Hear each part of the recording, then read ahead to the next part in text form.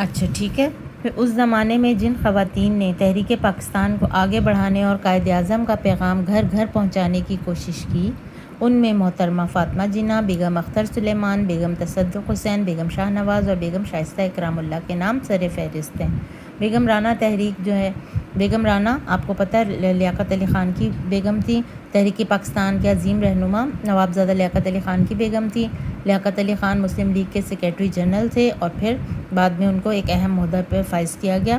بیگم رانا نے اپنے شوہر کے ساتھ مل کر تحریک پاکستان کے لیے بھرپور جوش و جذبے کے ساتھ کام کیا. ٹھیک ہے.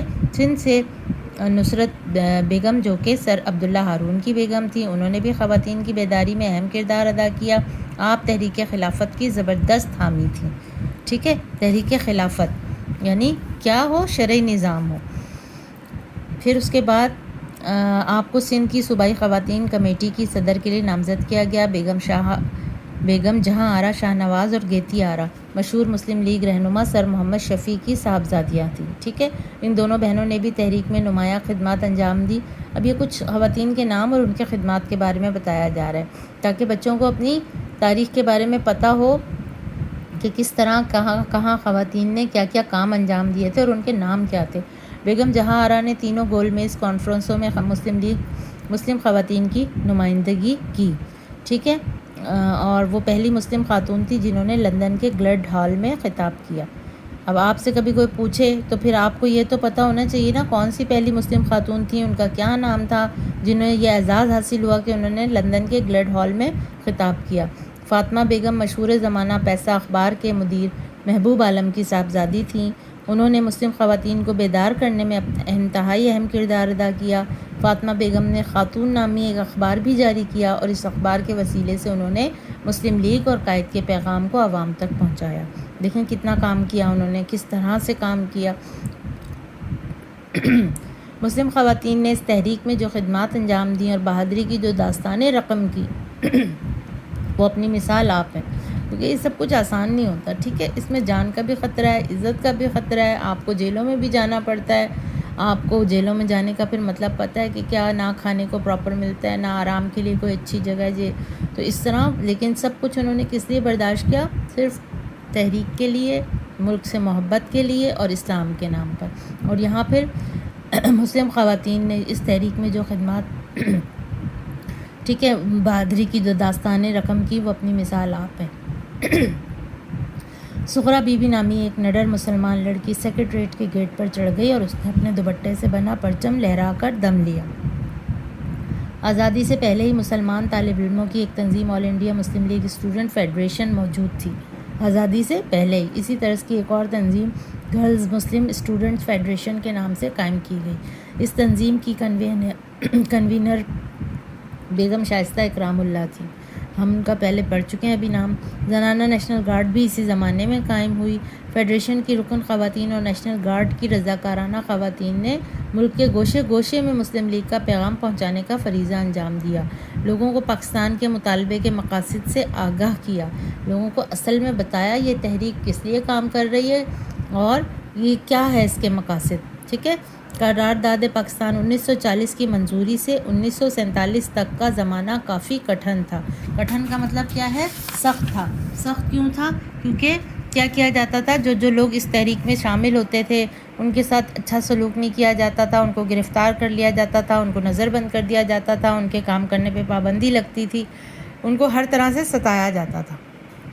جو سرگرم رکن ہوتے تھے، کام کرنے والے لوگ ہوتے تھے، کیونکہ مسلم لیگ نے قرارداد منظور کر کے پاکستان کا مطالبہ کر دیا تھا. ٹھیک ہے. 1940 میں مطالبہ کر دیا تھا اور آگے جو 7 سال گزرے ہیں اس میں سارا کام ہوتا رہا اختتامی، اور آگے آپ پھر پڑھیں گے. اب اگلا مرحلہ 1946 کے ذرا پتہ نہیں میرے گلے کو کیا ہوا.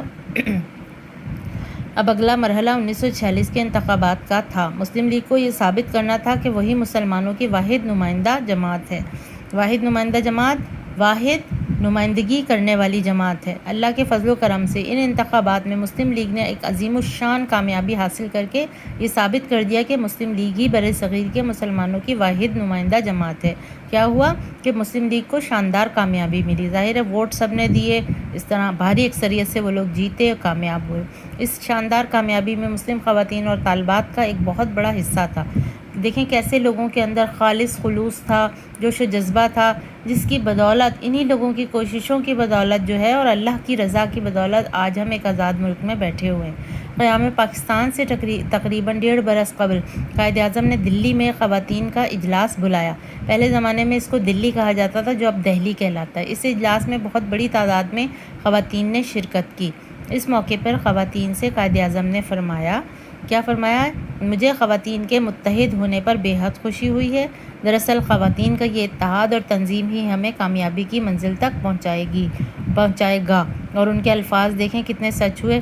1947 میں برصغیر کی مسلمان خواتین نے حکومت وقت کے خلاف سول نافرمانی سے یہ ثابت کر دکھایا کہ جب کسی قوم کی خواتین میدان عمل میں آ جائیں تو پھر اس قوم کو کوئی طاقت شکست نہیں دے سکتی۔ حکومت وقت نے ان پر لاٹھیاں برسائیں۔ دیکھیں یہ کوئی آسان کام نہیں تھا، صحیح ہے؟ کیا کیا ان کے ساتھ ہو رہا ہے سنیں۔ آنسو گیس کے شیل پھینکے اور سول نافرمانی کے جرم میں خواتین کو گرفتار کرنا شروع کر دیا۔ خواتین حکومت کے اس حربے سے بھی نہ گھبرائیں، انہوں نے قید و بند کی سختیوں کو قبول کیا۔ جیل میں بھی انہوں نے اپنا کام جاری رکھا۔ انہوں نے دنیا پر یہ واضح کر دیا کہ آزادی کی راہ میں جیل کی دیواریں بھی رکاوٹ نہیں بن سکتیں۔ خواتین نے نہ صرف سیاسی کاموں میں بڑھ چڑھ کر حصہ لیا بلکہ وہ سماجی خدمت کے کاموں میں بھی پیش رہیں۔ قیام پاکستان کے بعد جب بے سر و سامان مہاجرین کے قافلے پاکستان پہنچنے لگے تو ان کی آباد کاری بھی بہت بڑا مسئلہ تھی، ٹھیک ہے؟ اب پاکستان بن گیا، اس کے بعد کیا ہو رہا ہے کہ ظاہر لوگ ایک جگہ سے دوسری جگہ ہجرت کر رہے ہیں۔ مہاجرین ہجرت کرنے والوں کو کہتے ہیں، وہ قافلوں کی شکل میں پاکستان پہنچتے تھے تو ان کی آباد کاری کا بھی بہت بڑا مسئلہ تھا کہ انہیں کہاں رکھا جائے، کہاں ٹھہرایا جائے، ٹھیک ہے؟ کیونکہ گھر بار تو سب اپنا چھوڑ آئے تھے، بہت سے لوگ سب سامان ہر چیز چھوڑ کے آ گئے تھے۔ اس موقع پر بھی خواتین نے مہاجرین کے کھانے پینے، رہنے سہنے اور علاج معالجے کے سلسلے میں بڑی اہم خدمات انجام دی، ٹھیک ہے؟ یعنی کہ انتظامات میں بھرپور بڑھ چڑھ کر حصہ لیا۔ انہوں نے تحریک کے لیے گھر گھر جا کر چندہ جمع کیا، جلسے کیے، جلوس نکالے، یوں انہوں نے بھرپور طریقے سے مردوں کا حوصلہ بڑھایا اور آزادی کی تحریک میں نئی جان ڈال دی، ٹھیک ہے؟ اب یہ سبق جو ہے بہت امید کرتی ہوں کہ آپ لوگوں کو سمجھ آیا ہوگا۔ بہت سے بچوں کو جو ان چیزوں سے واقف نہیں تھے ان کو بھی پتہ چلا ہوگا کہ خواتین نے جو ہے قیام پاکستان میں کیا کردار ادا کیا تھا اور مردوں نے بھی ان کے ساتھ۔ تو یہ پاکستان ہمیں کسی نے پلیٹ میں رکھ کر نہیں دے دیا بلکہ اللہ کی بہت بڑی نعمت ہے جو بہت سی قربانیوں کے بعد، جانی مالی قربانیوں کے بعد ہمیں ملی ہے۔ تو ہمیں اس نعمت کی قدر کرنی چاہیے اور اس نعمت کو، یہ نعمت ہمارے پاس جب تک رہ سکتی ہے جب ہم اس کی قدر کریں گے، اسے سنبھالیں گے۔ اگر ہم اس کی قدر نہیں کریں گے، نہیں سنبھالیں گے تو اس پہ بہت دشمنوں کا قبضہ ہو سکتا ہے۔ تو اس لیے ہمیں اس نعمت کی قدر کرنی چاہیے کہ آج ہم اپنے وطن میں جو آزادی سے ہر کام کر سکتے ہیں، خصوصاً اپنے مذہب پہ عمل کر سکتے ہیں، تو یہ اللہ تعالیٰ کی ہمارے لیے بہت بڑی نعمت ہے جس کا ہمیں عموماً ادراک نہیں ہوتا، ٹھیک ہے؟ چلیں جب تک کے لیے اللہ حافظ۔ اگلی اس کے لیسن کے لیے اب میں اگلی ویڈیو میں جو ہے انشاءاللہ تعالیٰ اس کی ایکسرسائز آپ لوگوں کو کرواؤں گی، ٹھیک ہے؟ اوکے، اللہ حافظ۔